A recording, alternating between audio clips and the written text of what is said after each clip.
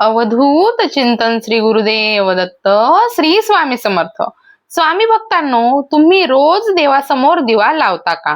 आणि जर लावत असाल तर हा व्हिडिओ शेवटपर्यंत नक्की पहा, कारण आज मी तुम्हाला अशी माहिती सांगणार आहे जी तुम्ही कदाचित कधीच कुठे ऐकली नसेल.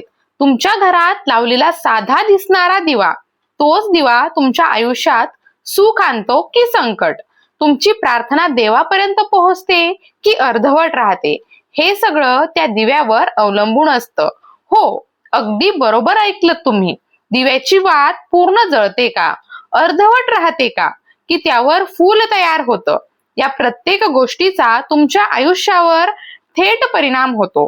आणि सर्वात धक्कादायक गोष्ट म्हणजे आपण रोज न कळत अशा चुका करतो, ज्यामुळे आपल्या घरात अडचणी, आजारपण, पैशाची कमी सगळं सुरू होतं.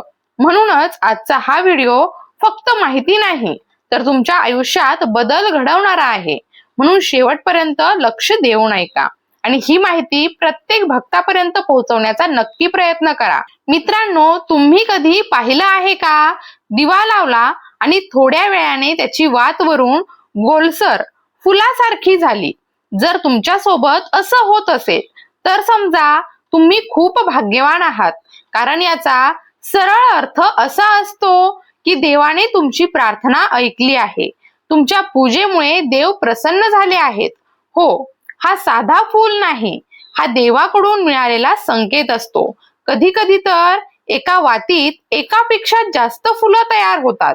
याचा अर्थ तुमच्या घरात सकारात्मक ऊर्जा खूप जास्त आहे आणि देवीची कृपा तुमच्यावर विशेष आहे. काही वेळा तर त्या वातीमध्ये वेगवेगळ्या आकारात देवदेवतांची रूप सुद्धा दिसू शकतं. म्हणून जर तुमच्या दिव्याची वात फूल बनत असेल तर त्याकडे दुर्लक्ष करू नका. तो एक आशीर्वादाचा संकेत आहे. मित्रांनो, आता एक अतिशय महत्वाची गोष्ट. अनेक लोक काय करतात, आधीच जळलेल्या दिव्यात नवीन वात टाकून पुन्हा दिवा लावतात. जर तुम्ही देखील असं करत असाल तर आजपासूनच लगेच बंद करा, कारण त्या दिव्यात आधीची जळलेली राख, काजळी, जुनी रुई असते आणि त्यात नवीन वात लावली तर देव प्रसन्न होत नाहीत. उलट तुमच्या आयुष्यात अडचणी सुरू होतात, बनलेली कामं बिघडतात, पैशाचा अपव्यय होतो, घरात तणाव वाढतो. म्हणून जेव्हा पण दिवा लावाल, नेहमी स्वच्छ आणि साफ केलेल्या दिव्यातच वात लावायची. ही छोटीशी सवय तुमचं आयुष्य बदलू शकते. मित्रांनो, आता खूप लोकांना पडणारा प्रश्न, दिवा किती दिवस वापरायचा, नवीन दिवा घ्यावा का? तर याचं उत्तर ऐकून तुम्हाला आश्चर्य वाटेल. जो दिवा तुम्ही रोज देवासमोर लावता तो दिवा बदलू नका. हो, तोच दिवा वर्षानुवर्षे वापरा, कारण जेव्हा एखादा दिवा रोज देवासमोर लावला जातो तेव्हा हळूहळू त्या दिव्यात देवाची सकारात्मक ऊर्जा साठवत जाते आणि एक वेळ अशी येते, तो दिवा सिद्ध होतो. म्हणजे त्या दिव्याला एक वेगळीच शक्ती प्राप्त होते. म्हणून 10 वर्ष, 20 वर्ष तुम्ही तोच दिवा वापरू शकता. फक्त एक गोष्ट लक्षात ठेवा, रोज तो दिवा स्वच्छ करा आणि मगच त्यामध्ये वात लावा. मित्रांनो, जेव्हा तुमचा दिवा सिद्ध होतो तेव्हा त्याचे परिणाम तुम्हाला दिसायला लागतात. घरात शांतता वाढते, मन प्रसन्न राहतं, नकारात्मक विचार कमी होतात आणि काही विशेष उपाय देखील सांगितले आहेत. जर घरात कोणी आजारी असेल किंवा ताप उतरत नसेल, त्या दिव्याला पाण्यात थोडा वेळ ठेवा आणि ते पाणी त्या व्यक्तीला द्या. असं केल्याने लवकर आराम मिळतो. तसंच जर घराला किंवा व्यवसायाला नजर लागली असेल तर तांब्याच्या भांड्यात पाणी घ्या, त्यामध्ये दिवा झाकून रात्रभर ठेवा आणि दुसऱ्या दिवशी ते पाणी घरात आणि दुकानामध्ये शिंपडा. यामुळे नकारात्मक ऊर्जा दूर होते. मित्रांनो, एक गोष्ट लक्षात ठेवा, दिवा फक्त तेव्हाच बदला जेव्हा तो तुटतो, खराब होतो किंवा वापरण्यायोग्य राहत नाही. पण तो दिवा कधीही फेकू नका, कारण तो दिवा म्हणजे देवाच्या ऊर्जेचा साठा असतो. तो घरामध्ये जपून ठेवा. मित्रांनो, तुम्ही कधीही लक्ष दिलं आहे का, दिवा लावला पण काही वेळाने वात अर्धवट राहते आणि दिव्यातील तूप तसंच उरलेलं असतं. जर असं होत असेल तर हे साधं नाही, याचा अर्थ तुमच्या आयुष्यात किंवा घरात काहीतरी बरोबर नाही. विशेषतः जर तुम्ही एखाद्या झाडाला किंवा मंदिराबाहेर कुठे पूजा करत असाल आणि तिथे लावलेला दिवा पूर्ण जळत नसेल, तर हा संकेत आहे की तुमच्या घरात आजारपण येऊ शकतं आणि ते आजारपण लवकर जात नाही. म्हणून जेव्हा पण बाहेर पूजा कराल, खात्री करा की दिवा पूर्ण जळेल.